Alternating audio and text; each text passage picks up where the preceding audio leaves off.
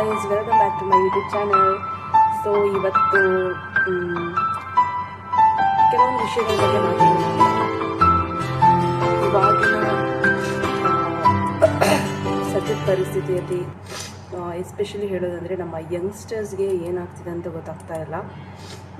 ಯಾಕಂದರೆ 1-2 ಡೇಸ್ ಮುಂಚೆ ಕಾಮಿಡಿ ಕಿಲಾಡಿ ರಾಕೇಶ್ ಪೂಜಾರಿ ಅವರು ಕೂಡ ಹೃದಯಾಘಾತದಿಂದ ತೀರ್ಕೊಂಡ್ರು ಅಂತ ಬರ್ತಾ ಇದೆ. ಸೊ ಇಲ್ಲಿ ಏನಾಗ್ತಾ ಇದೆ ಅಂತಲೇ ಗೊತ್ತಾಗ್ತಾ ಇಲ್ಲ. ಬಿಕಾಸ್ ನಮ್ಮ ಫುಡ್ಡಿಂದನೋ ಅಥವಾ ಓವರಾಗಿ ಈ ಬಿಸಿಲಿಂದನೋ ಏನು ಅಂತ ಸರಿಯಾಗಿ ಗೊತ್ತಾಗ್ತಾ ಇಲ್ಲ. ಯಂಗ್ಸ್ಟರ್ಸ್ಗೆ ಯಾಕೆ ಈ ಥರ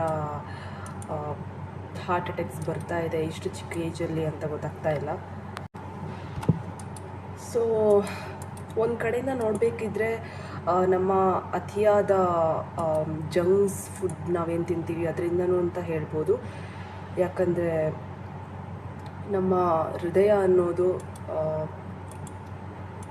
ಬ್ಲಡ್ ಸಪ್ಲೈ ಮಾಡ್ತಾ ಇರೋವಂಥ ಒಂದು ಮೆಷಿನ್ ಅಂತ ಹೇಳ್ಬೋದು. ಸೊ ಇವಾಗ ಈ ನಾವು ಪೈಪಲ್ಲಿ ಹೇಗೆ ನೀರು ಹರಿಸ್ತೀವೋ ನಮ್ಮ ಒಂದು ಅಗ್ರಿಕಲ್ಚರ್ ಏನಾದರೂ ಇದ್ದರೆ, ಸೊ ಹಾಗೆಯೇ ಇದು ಕೂಡ ಹಾಗೆಯೇ ಈ ಪೈಪ್ ಒಳಗಡೆ ಡಸ್ಟ್ ಅಥವಾ ಆ ಥರ ಕ್ರಿಯೇಟಾಗಿ ಅದು ಕೂತ್ಕೊಳ್ಳುತ್ತಲ್ವ, ನೀವು ನೋಡಿರ್ಬೋದು. ಸೊ ಅದೇ ಥರ ನಮ್ಮ ಹೃದಯದ ನರಗಳಿದೆಯವಲ್ಲ, ಅಂದರೆ ಬ್ಲಡ್ ಸರ್ಕ್ಯುಲೇಷನ್ಸ್ ಹೋಗುತ್ತಲ್ಲ, ಸೇಮ್ ಅದೇ ಥರನೇ. ಸೊ ಅದರಲ್ಲಿ ಏನಾದರೂ ನಾವು ಈ ಜಂಕ್ಸ್ ಫುಡ್ ಆಗಿರ್ಬೋದು, ತುಂಬ ವೆಯ್ಟ್ ಜಾಸ್ತಿ ಮಾಡಿಕೊಂಡು ಕುಣಿಯೋದಾಗಿರ್ಬೋದು, ಹಾಗೆಲ್ಲ ಮಾಡೋಕ್ಕೆ ಹೋಗಬಾರ್ದು. ಅದು ಕೂಡ ಈ ಹೊತ್ತಲ್ಲಿ, ಈ ಬೇಸಿಗೆ ಟೈಮಲ್ಲಂತೂ ತುಂಬ ಅಂದರೆ ತುಂಬ ಬಿಸಿಲಿರೋ ಟೈಮಲ್ಲಿ ನಾವು ಆ ಥರ ಮಾಡೋಕ್ಕೆ ಹೋಗಬಾರ್ದು. ಹೋಪ್ ಅವರ ಫ್ಯಾಮಿಲಿ ಆ್ಯಂಡ್ ಅವರಿಗೆ ದೇವರು ಒಳ್ಳೇದು ಮಾಡಲಿ ಅಷ್ಟೇ ಹೇಳೋಕ್ಕಾಗೋದು. ಬಿಕಾಸ್ ತುಂಬ ಮೊನ್ನೆಯಿಂದ ತುಂಬ ಯೂಟ್ಯೂಬಲ್ಲೆಲ್ಲ ಆ್ಯಂಡ್ ನಾನು ನೋಡಿದೆ ಕೆಲವೊಂದು ವೀಡಿಯೋಸನ್ನು. ಅವರ ದೇಹ ನೋಡಬೇಕಿದ್ರೆ ಫೇಸ್ ತುಂಬ ನಗುಮುಖದಲ್ಲೇ ಇತ್ತು. ಸೊ ಇವಾಗ ಎದ್ದು ಬರ್ತಾರೆ, ಮಾತಾಡ್ತಾರೆ ಅನ್ನೋ ರೀತಿಯೇ ಅದು ಕಾಣಿಸ್ತಿದ್ದು ಹೊರತು ಅವರು ಚಿರನಿದ್ರೆಗೆ ಜಾರಿದ್ದಾರೆ ಅಂತ ಅದನ್ನು ನಂಬೋಕ್ಕೆ ಆಗಲ್ಲ. ಒಂದು ಒಳ್ಳೆ ಏನಂತಾರೆ ಕಾಮಿಡಿಯನ್, ನನಗೆ ತುಂಬ ನಿಜವಾಗ್ಲೂ ನಾನು ಇವಾಗಲೂ ನೋಡ್ತಾ ಇದ್ದೆ ಅವರು ಕಾಮಿಡೀಸ್ ಆಗಿರ್ಬೋದು. ಆ್ಯಂಡ್ ಅರ್ಜುನ್ ಜನ್ಯ ಸರ್ ಥರ ಅವರು ಆ್ಯಕ್ಟ್ ಮಾಡಿರೋದು ತುಂಬ ಮೆಮೊರೀಸ್ ತುಂಬ ಇದೆಯಲ್ವಾ. ಆ್ಯಂಡ್ ಅವ್ರ ಫ್ರೆಂಡ್ಸ್ಗಳಾಗಿರ್ಬೋದು, ಈವನ್ ನಮ್ಮ ಫ್ರೆಂಡ್ ಸರ್ಕಲಲ್ಲಿ ಯಾರಿಗಾದ್ರೂ ಏನಾದರೂ ಆದರೆ ತುಂಬ ಅಂದರೆ ತುಂಬ ಬೇಜಾರಾಗ್ಬಿಡುತ್ತೆ. ಆ್ಯಂಡ್ ಅವ್ರ ಫ್ರೆಂಡ್ಸ್ ಸೊ ಆಬ್ವಿಯಸ್ಲಿ ಒಬ್ಬರನ್ನ ಕಳ್ಕೊಂಡ್ರೆ ಆ ನೋವು ಏನು ಅಂತ ನಿಜವಾಗ್ಲೂ ಗೊತ್ತಾಗುತ್ತೆ ಅಲ್ವಾ. ಮೊನ್ನೆಯಿಂದ ಯೂಟ್ಯೂಬಲ್ಲಾಗಿರ್ಬೋದು, ನ್ಯೂಸಲ್ಲಿ ಬರ್ತಾನೇ ಇದೆ. ಆ್ಯಂಡ್ ಶಕ್ತಿನ ಭರಿಸುವಂಥ ಒಂದು ಶಕ್ತಿನ ಅವ್ರ ಫ್ಯಾಮಿಲಿ ಕೊಡಲಿ ಅಂತ ನಾನು ಕೇಳ್ಕೊತೀನಿ. ತುಂಬ ಬೇಜಾರು ಅನಿಸ್ಬಿಡುತ್ತೆ. ಇಷ್ಟು ಚಿಕ್ಕ ಏಜ್ಗೆ ಈ ಥರ ಆಗಿಬಿಟ್ರೆ ಇನ್ನು ಎಷ್ಟು ಕನಸು ಕಟ್ಕೊಂಡಿರ್ತಾರೆ. ಇವನ್ ನಾವು ಅಷ್ಟೇ ತುಂಬ ಕನಸು ಕಟ್ಕೊಂಡಿರ್ತೀವಿ, ಹಾಗಿರಬೇಕು ಹೀಗಿರಬೇಕು ಲೈಫಲ್ಲಿ ಅಂತ. ಆ್ಯಂಡ್ ತುಂಬ ಟ್ಯಾಲೆಂಟೆಡ್ ಹುಡುಗ, ನಿಜವಾಗ್ಲೂ ಟ್ಯಾಲೆಂಟೆಡ್. ನಮ್ಮ ನೋಡೋರಿಗೇ ಗೊತ್ತಾಗ್ಬಿಡುತ್ತೆ ಟ್ಯಾಲೆಂಟೆಡ್, ತುಂಬ ಟ್ಯಾಲೆಂಟ್ ಇದೆ ಆ ಹುಡುಗನಿಗೆ ಅಂತ. ಹೋಪ್ ಏನು ಮಾಡೋಕ್ಕಾಗಲ್ಲ, ದೇವರು ನಮ್ಮ ಹಣೆ ಬರೋದಲ್ಲಿ ಎಷ್ಟು ಜೀವಿತಾವಧಿ ತನಕ ಇರ್ತೀವಿ ಅಂತ ಬರ್ತಿರ್ತಾರೆ ಅಂತೆ. ಸೊ ಅಷ್ಟು ತನಕ ಮಾತ್ರ ನಮಗೆ ಈ ಭೂಮಿ ಮೇಲೆ ನೆಲೆ ಊರೋಕ್ಕಾಗೋದು. ಆ್ಯಂಡ್ ನಾವು ಭೂಮಿ ಮೇಲೆ ಬಂದಿರೋದೇ ಏನಂತೀವಿ ಟೆಂಪ್ರವರಿ ಅಂತ ಹೇಳ್ಬೋದು.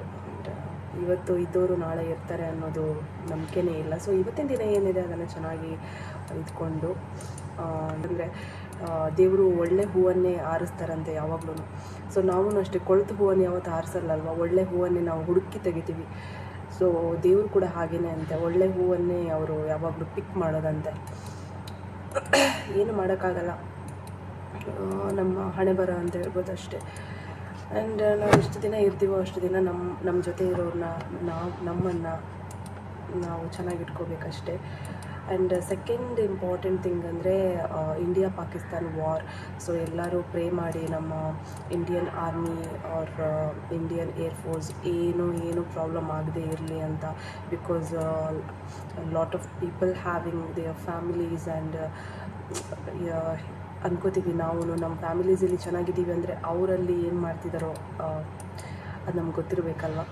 ಸೊ ಡೈಲಿ ಪ್ರೇ ಮಾಡಿ ಅವ್ರಿಗೋಸ್ಕರ, ಏನೂ ಆಗದೆ ಇರಲಿ, ನಮಗೋಸ್ಕರ ಅವ್ರು ಅಷ್ಟೊಂದು ಕಷ್ಟಪಡ್ತಾ ಇದ್ದಾರೆ. ಆ್ಯಂಡ್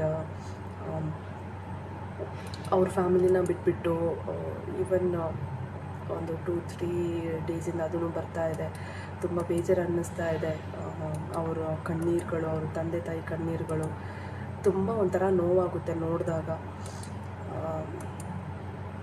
ಯಾಕೆ ದೇವರು ಈ ಥರ ಎಲ್ಲ ಮಾಡ್ತಾ ಇದ್ದಾನೆ ಅಂತ ಅನ್ನಿಸ್ಬಿಡುತ್ತೆ. ನಮ್ಮ ಜನ್ರೇಷನಲ್ಲಂತೂ ತುಂಬ ಅಂದರೆ ತುಂಬ ನೋಡಿದ್ವಿ ನಾವು.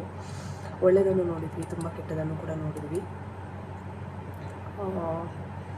ಆ್ಯಂಡ್ ಥರ್ಡ್ ಥಿಂಗ್ ಏನಂದರೆ, ನಾನು ದುಡಿದಂಥ ನನ್ನ ಅಮೌಂಟಲ್ಲಿ ಸೊ ಒಂದು ಅಮೌಂಟ್ ಇಷ್ಟು ಅಂತ ನಾವು ಒಂದು ಸೇವಿಂಗ್ಸ್ ಆಗಿರ್ಬೋದು, ಏನಾದರೂ ಒಂದು ಮಾಡ್ತೀವಲ್ವ. ಸೊ ನಾನು ಒಂದು ಸೋಫಾ ಸೆಟ್ಟನ್ನು ನಾನು ನೆನ್ನೆ ಪರ್ಚೇಸ್ ಮಾಡಿದ್ದೀನಿ. ಆ ವೀಡಿಯೋಸನ್ನು ಇದರಲ್ಲಿ ಆ್ಯಡ್ ಮಾಡ್ತೀನಿ ನೋಡಿ. ತುಂಬ ಅಂದರೆ ತುಂಬ ನನಗೆ ಲೈಕ್ ಆಗಿರೋವಂಥ ಒಂದು ಕಲರಲ್ಲಿ ನಾನು ಪರ್ಚೇಸ್ ಮಾಡಿದ್ದೀನಿ. ಸೊ ನಮ್ಮದು ಒಂದು ಸೇವಿಂಗ್ಸು, ನಮ್ಮದು ಒಂದು ಏನಾದರೂ ಒಂದು ಇರಬೇಕು ಗೈಸ್. ಬಿಕಾಸ್ ಏನಂದರೆ ಲಾಸ್ಟಿಗೆ ಏನೂ ಇಲ್ಲ ಅಂತ ಆಗಬಾರ್ದು. ಯಾರಾದರೂ ಬೆರಳು ತೋರಿಸಿ ಮಾತಾಡ್ತಾರೆ, ನಾವು ಯಾವತ್ತೂ ಮಾಡ್ಕೋಬಾರ್ದು ನಮ್ಮತನನ. ಸೊ ಅದಕ್ಕೋಸ್ಕರ ಏನಾದರೂ ಒಂದು ಇರಲಿ ಅಂತ ನಾನು ಪರ್ಚೇಸ್ ಮಾಡಿಕೊಂಡೆ. ಗೋಲ್ಡ್ ಪರ್ಚೇಸ್ ಮಾಡೋಣ ಅಂದರೆ ನಿಮಗೆ ಗೊತ್ತಿದೆ, ಗೋಲ್ಡ್ ತುಂಬ ಕಾಸ್ಟ್ಲಿ ಆಗಿದೆ ಇವಾಗ. ಸೊ 1 ಗ್ರಾಮ್ಗೆ ಆಲ್ಮೋಸ್ಟ್ ಒಂದು 300 ರುಪೀಸ್ ಕಮ್ಮಿ ಆಗಿದೆ ಅನಿಸುತ್ತೆ ಇವಾಗ, ಗೊತ್ತಿಲ್ಲ ನನಗೆ. ಬಟ್ ನಾನು ನೋಡಿದ ಪ್ರಕಾರ ಹಾಗೇ ಇದೆ, ಒಂದು 100-200 ರುಪೀಸ್ ಕಮ್ಮಿ ಆಗಿದೆ. ಬಟ್ ನಾಟ್ ಟೂ ಮಚ್ ಅಂತ ಹೇಳ್ಬೋದು, ತುಂಬ ಏನು ಕಮ್ಮಿ ಆಗಿಲ್ಲ. ಸೊ ಇವತ್ತಿನ ವಿಡಿಯೋ ಇಷ್ಟೇ. ಸೊ ಗೈಸ್, ನಾನು ಹೇಳಿದ್ದೆ ಅಲ್ವಾ ನಿಮಗೆ ಸೋಫಾ ಸೆಟ್ಟನ್ನು ಪರ್ಚೇಸ್ ಮಾಡಿದ್ದೀನಿ ಅಂತ. ಸೊ ಅದಿದೆ, ತುಂಬ ಲಕ್ಸುರಿಯಾಗಿ ಕಾಣಿಸುತ್ತೆ ಗೈಸ್. ಒಂದು 3 seater and 1 single seater and another